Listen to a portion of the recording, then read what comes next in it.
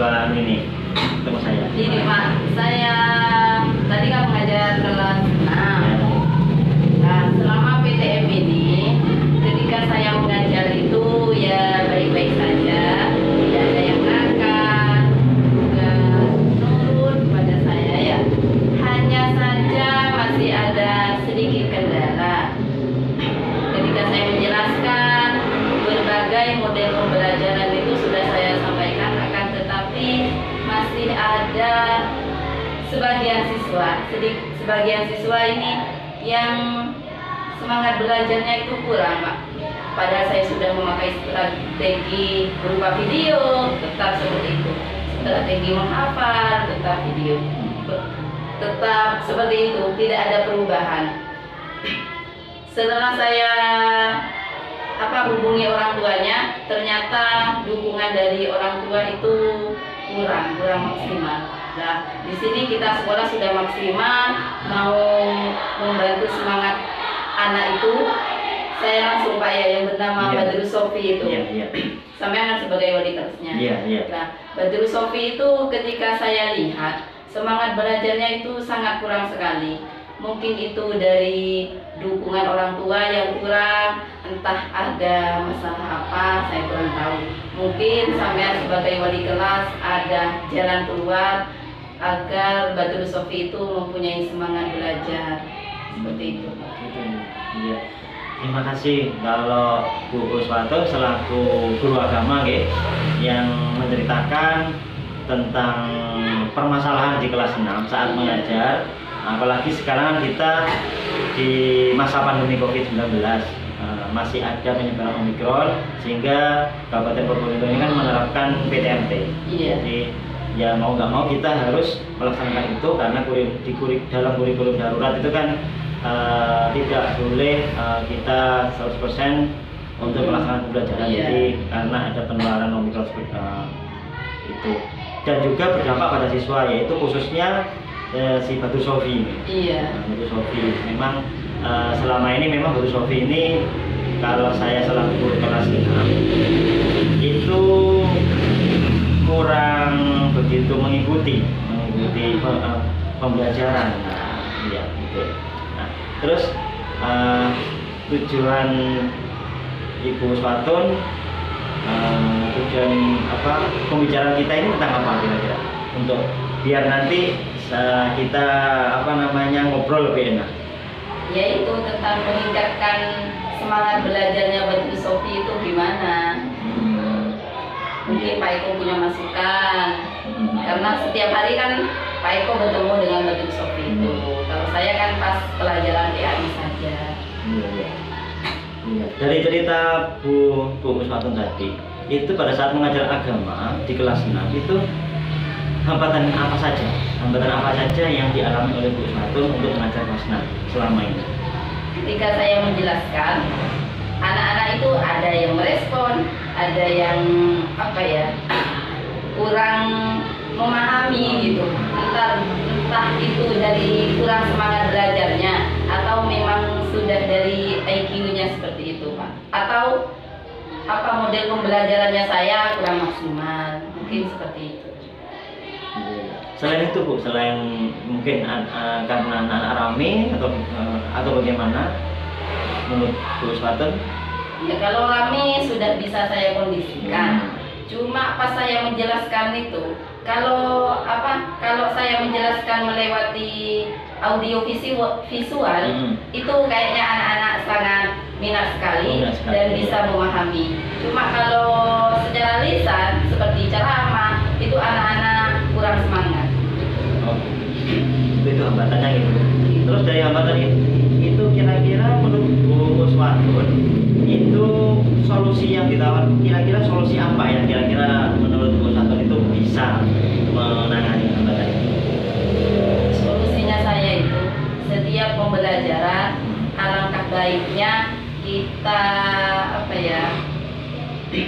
kita ingatkan materi sebelumnya itu dengan video, entah itu bernyanyi atau membuat peta konsep seperti itu mungkin Pak, agar anak-anak lebih semangat dan tidak sepaneng hanya mendengarkan saya. Itu solusinya Ibu. Iya. Nah kemudian setelah solusi yang Ibu terapkan tadi untuk mengatasi hambatan-hambatan yang terjadi di kelas 6. Nah menurut Bu Uswatun sendiri selaku guru agama Islam, itu strategi apa kira-kira yang yang mempan yang jitu untuk menangani atau dari solusi-solusi yang ditawarkan oleh Ibu, itu strateginya apa dulu? Strateginya saya mungkin agar anak-anak itu lebih memahami kepada materi, saya kasih target untuk menghafal poin-poin dari materi tersebut Bapak, sehingga anak-anak itu lebih paham mengingatnya ketika ada soal-soal seperti itu. Itu bagus sekali Bu. Jadi memang di dalam penanaman karakter ya, khususnya untuk agama Islam itu kan memang sangat penting. Jadi bukan hanya pelajaran umum saja, tapi agama ini benar-benar harus dirasakan oleh murid kita. Apalagi murid kelas 6 kan jumlahnya cuma 10.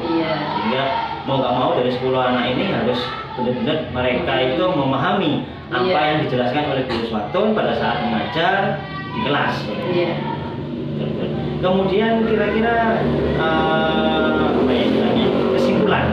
Jadi kita tadi kan sudah diskusi, kita diskusi, kemudian Ibu sudah mencurahkan hambatan dan solusi tentang kejadian yang ada di kelas 6. Nah kira-kira kesimpulan dari pembicaraan kita itu apa tadi? Kesimpulannya berarti selama saya melaksanakan pembelajaran PAI di kelas 6 ini, saya harus melakukan pembelajaran seperti audio visual, terus anak-anak membuat peta konsep dan menghafal poin-poin yang ada di materi tersebut. Itu sudah kesimpulannya berarti Pak. Jadi tidak fokus dengan ceramah saja atau menulis saja. Seperti itu. Terus dari kesimpulan itu kira-kira komitmen apa yang akan dicapai oleh Bu Uswatun selaku guru agama di kelas 6? Komitmen saya pengen itu anak-anak selain memahami materi, mereka itu juga mempunyai akhlakul karimah Bapak. Sehingga dengan komitmen saya itu, saya mengajari anak-anak itu menghafal doa-doa seperti doa kedua orang tua, seperti sholat duha, kebiasaan itu agar anak-anak itu selain menjadi anak yang sukses juga menjadi anak yang berakhlakul karimah. Seperti itu. Bagus itu komitmennya. Kemudian siapa saja yang terlibat dalam istilahnya rencana yang tadi yang komitmen yang Ibu jalankan itu, kira-kira menurut Bu Uswatun siapa saja yang mau dilibatkan? Ya, saya minta tolong juga ke Pak Eko selaku wali kelas 6. Saya minta tolong kepada Pak Eko kerjasamanya. Selain itu saya juga minta tolong ke operator untuk menyiapkan peralatannya, baik itu komputer, laptop, dan itu layarnya juga disiapkan seperti itu. Akhirnya ketika saya mengajar, melaksanakan pembelajaran tersebut dengan solusi yang tadi, tidak ada kendala. Itu memang bagus. Kemudian dari beberapa penjelasan Ibu dari kesimpulan terus siapa aja yang terlibat. Nah ini kapan kira-kira Ibu Uswatun untuk menindaklanjuti dari rencana yang Ibu tadi bicarakan? Insya Allah sudah dalam minggu-minggu ini saya usahakan solusi untuk meningkatkan semangat belajar anak itu sudah dimulai minggu depan ini Pak, insya Allah. Semoga semuanya lancar dan sesuai tujuan kita untuk memberi semangat kepada anak didik sehingga memahami materi apa yang sudah dipelajari. Itu bagus Bu. Terima kasih loh Bu telah bercerita. Ya, jadi kalau nggak kayak gini kan saya nggak tahu Bu. Jadi memang kita sebagai seorang guru, baik itu guru kelas maupun guru mapel itu kan harus berkolaborasi Bu. Jadi walaupun cuma satu atau bahkan lebih itu untuk anak didik kita merasa istilahnya punya beban kalau misalkan kita tidak bercerita tentang muridnya kita bagaimana di sana saat pelajaran agama bagaimana. Kan saya selaku guru kelas kan hanya jadi pada saat guru mapel masuk kan saya sudah tidak masuk gitu. Jadi kan saya tidak tahu karena kemampuan anak-anak ini kan kadang di kelas itu kan beda-beda ya. Jadi pada saat dia menyerap ilmu yang saya berikan misalkan pelajaran tematik itu beda dengan anak-anak kalau menyerap pelajaran agama. Terima kasih waktunya Pak. Saya juga terima kasih. Terima kasih.